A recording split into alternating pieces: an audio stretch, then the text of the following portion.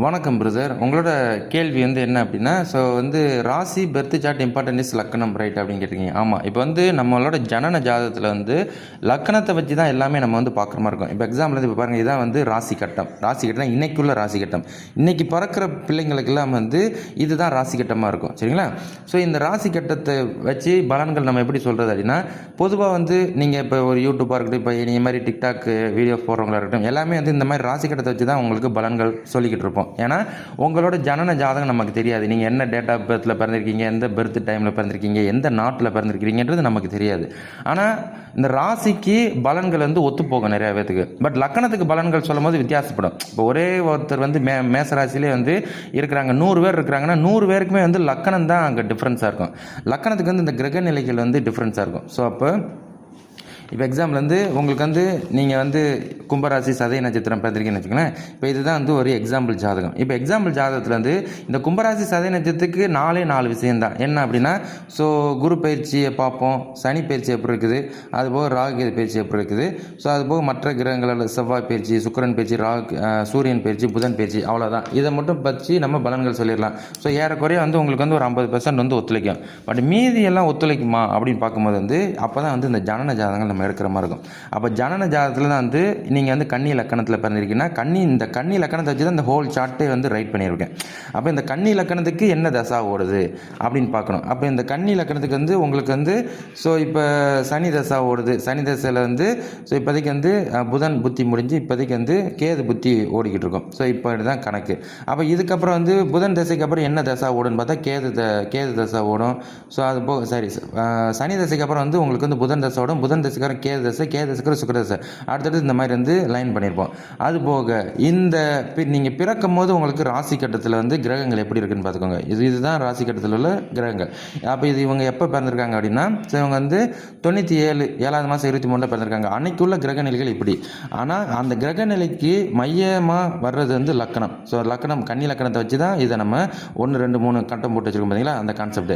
அப்போ இன்னைக்கு கிரகங்களை நீங்கள் பார்த்தீங்கன்னா 22 ஸோ 3 2025 இருக்கும். இன்னைக்குள்ள கிரக நிலைகள் இது. அப்போ இது ப்ரெசண்ட், இது பாஸ்ட் டென்ஸு. இந்த பாஸ்ட் டென்ஸையும் இந்த ப்ரெசன்ட் டென்ஸையும் கூட்டி கழித்து பெருக்கி வகுத்தோம்னா அதுக்கப்புறம் ஃபியூச்சர் டென்ஸில் இவங்களுக்கு ஃபியூச்சரை பற்றி ஓரளவு சொல்லலாம். இதுதான் இவங்களுக்கு இப்படி இருக்கும் அப்படின்னு. அப்போ லக்கணம்னு பார்க்கும்போது கன்னி லக்கணம். கன்னி லக்கணத்துக்கு திருமண வாழ்க்கை எப்படி இருக்குது, 7ஆம் பார்.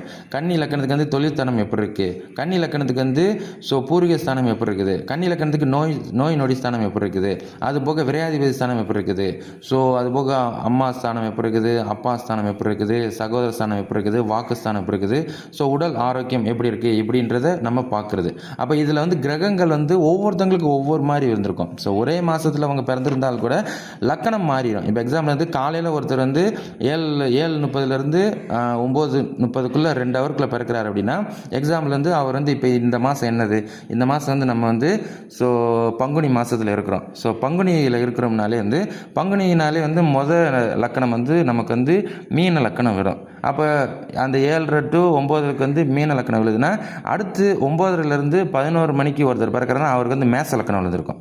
அப்போ மேச லக்கணம் போது இந்த கிரக நிலைகள் அப்படியே இங்கே மாறி நிற்கும். ஸோ அப்போ மேச லக்கணம் போது எக்ஸாம்பிள் இப்போ மொதல் பிறக்கிறவருக்கு மீன லக்கணமாக இருக்கும், 2வது பிறக்கிறவங்களுக்கு மேச லக்கணமாக இருக்கும். இதன்படி அப்படியே அவருக்கு 2ல் குரு வந்துடுவார், லக்கணத்துக்கு 2ல் குரு வந்துடுவார், 3ல் செவ்வாய், அதுபோக 7ல் திருமண வாழ்க்கை கெட்டு போகல, 6ஆம் இடம் கெட்டு போயிருக்குது, ஸோ 12ஆம் இடம் கெட்டு போயிருக்கு அப்படின்ற கான்செப்ட்டுக்கு கொண்டு வந்துடும். ஸோ இப்படி தான் ஒரு பலன்கள் பார்க்க முடியும். அப்போ தான் ஒரு ஆள் கேட்கும் போது இப்போதைக்கு இந்த ஜாதகத்துக்கு சனி தசையில் கேது புத்தி ஓடிக்கிட்டு இருக்கு.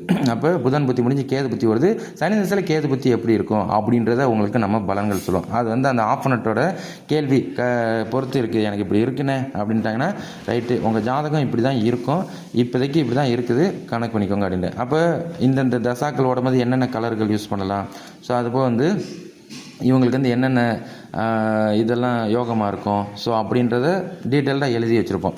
ஸோ ஸோ இப்போ வந்து ஒரு சிலர் வந்து பிடிஎஃப்லாம் யூஸ் பண்ணுவீங்க. ஸோ கம்ப்யூட்டர் ஜோதிடம் பார்க்குறவங்க ஏன்னா சின்னாங்க இப்போ எல்லாருமே எப்படின்னா ஜாதகம் பார்க்க வந்தாலே இன்றைக்கே இப்போயே ஜாதகம் கிடைக்குமா அப்படின்னு கேட்குறாங்க. இன்றைக்கே இப்போயே ஜாதகம் கிடைக்கிறவங்களுக்கு வந்து கம்ப்யூட்டர் ஜாதகம் தான் சின்னாங்க இருக்குது. அதே கொஞ்சம் நேரம்க்கு பொறுத்து பாருங்கள். இப்போ அப்படின்னாலே வந்து ஒரு சிலர் வந்து உட்காந்து எழுதி ஜாதகம் எப்படி இருக்குது கணக்கு போட்டு. ஸோ அடித்தலும் இருக்கக்கூடாது, திருத்தலும் இருக்கக்கூடாது, நீட்டாகவும் எழுதணும். அடித்தல் திருத்தல வேறு பேப்பரில் கணக்கு போட்டு கொண்டு வந்து உங்களுக்கு வந்து அப்டேட் பண்ணுவாங்க. ஸோ அதான் ஒரு சிலர் புக்கு போட்டு கொடுப்பாங்க. பட் இதில் இம்பார்ட்டன்ட் என்ன அப்படின்னா லக்கணம் இம்பார்ட்டண்டா அப்படின்னு கேட்டால் லக்கணமும் இம்பார்ட்டன்ட், ராசியும் இம்பார்ட்டன்ட், நட்சத்திரமும் இம்பார்ட்டன்ட், இன்னைக்கு உள்ள கோச்சார அமைப்பும் இம்பார்ட்டன்ட், ஃபியூச்சரில் உள்ள கோச்சார அமைப்பும் இம்பார்ட்டன்ட், பாஸ்டில் உள்ள உங்களோட லக்கணத்துக்குரிய ராசி கட்டமும் இம்பார்ட்டன்ட். ஸோ நிறையா இது வந்து ஒரு கடல் மாதிரி தான். பட் இது வந்து இப்போ தான் உள்ளக்கு வந்துக்கிறவங்களுக்கு வந்து இன்னமும் நீங்கள் லேர்ன் பண்ண ஜோதிட சாஸ்திரங்கள் நீங்களுமே வந்து ஒரு கால்குலேஷன் வந்துடலாம். மற்றபடி என்னென்னா கணிதம் தான். கணிதம் கணக்கு பாடத்தில் வந்து பெஸ்ட்டாக இருக்கிற இவங்களுக்கெல்லாம் வந்து இந்த ஜோதிட பாடம் வந்து பர்ஃபெக்டாகவே மைண்டில் ஏறும். ஸோ கணிதம் சார்ந்த விஷயங்கள் தான் இது, சரிங்களா? மற்றபடி சிம்பிள் தான். ஸோ யார் வேணாலும் இதில் ஜோதிடம் கற்றுக்க வரலாம். ஸோ சொல்லலாம், ஜோதிடம் பார்க்கலாம், ஜோதிடத்தை வந்து வீட்டாளங்களுக்கு எக்ஸ்பிளனேஷன் பண்ணலாம். உங்களோட அடுத்த கட்டத்தை எப்படின்னு தெரிஞ்சுக்கிட்டு அதன்படி மாற்றி அமைப்பதற்குரிய அம்சத்தை நீங்கள் தெரிஞ்சுக்கலாம். ஸோ இவ்வளோ தான் வித்தியாசங்கள், சரிங்களா?